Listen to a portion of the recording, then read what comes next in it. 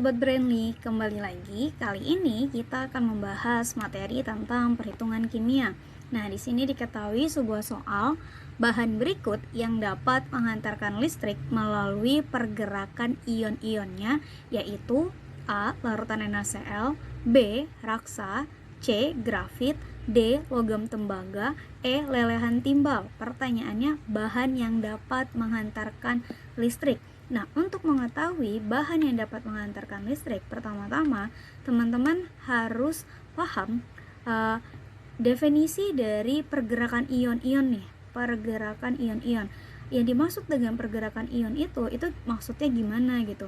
Nah, apa yang mempengaruhi bahan itu dapat menghantarkan listrik melalui pergerakan ionnya gitu. Nah, jadi pergerakan ion ini ditandai dengan adanya yang namanya bahwasanya suatu bahan-bahan itu atau suatu zat yang larut di dalam air gitu. Zat-zat yang larut di dalam air ini akan mengalami pergerakan-pergerakan ion sehingga ia mampu untuk menghasilkan arus listrik nih teman-teman. Jadi nantinya akibat adanya pertukaran ion itu atau pergerakan ion-ion itu nantinya di sini akan menghantarkan arus listrik, yaitu misalnya bisa menghidupkan lampu LED gitu misalnya. Nah, gimana nih mengidentifikasi suatu larutan yang dapat menghantarkan arus listrik itu akibat ada pergerakan ion gitu.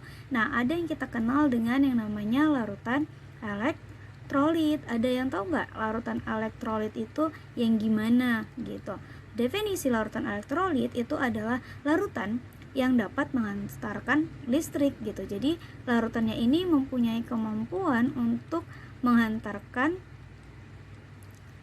arus listrik gitu, sehingga lampu yang tadinya redup atau lampu yang tadinya awalnya mati bisa jadi hidup karena ada pergerakan ion tadi.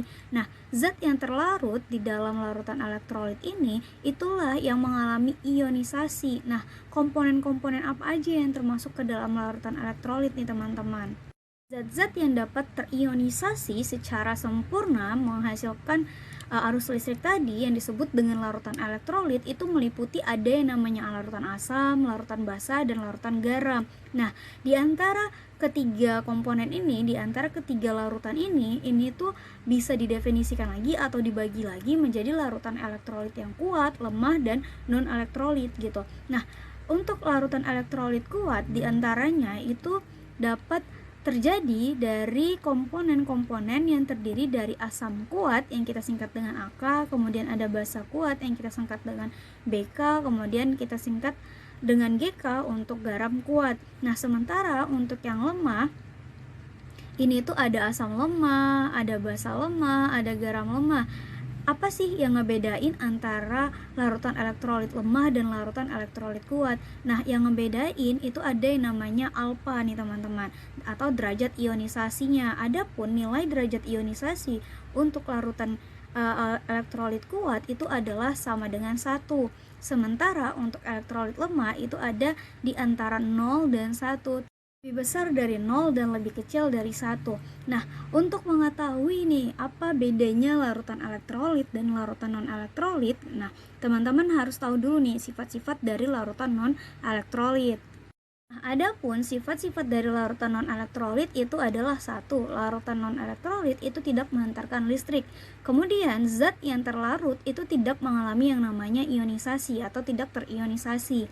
Kemudian yang terakhir, zat ini terdiri selain dari asam basa dan garam. Jadi contohnya itu kayak gula, alkohol, urea, dan lain-lain. Nah, jadi ke definisi atau sifat dari larutan elektrolit berarti kebalikannya dari non elektrolit. Berarti untuk larutan elektrolit itu dapat menghantarkan arus listrik, kemudian zatnya itu mampu mengalami ionisasi, dan zatnya itu terdiri dari larutan asam, basa, dan garam kayak sebelumnya yang udah kita definisikan. Nah, sekarang kita analisis nih dari pernyataan yang udah ada dengan pilihan yang udah disediakan, mana nih bahan yang termasuk ke dalam larutan elektrolit karena dia mampu untuk mengantarkan arus listrik gitu. Nah, larutan elektrolit namanya aja udah larutan teman-teman, berarti dia harus larut di dalam air. Kalau dia larut di dalam air berarti bentuknya itu adalah berbentuk larutan.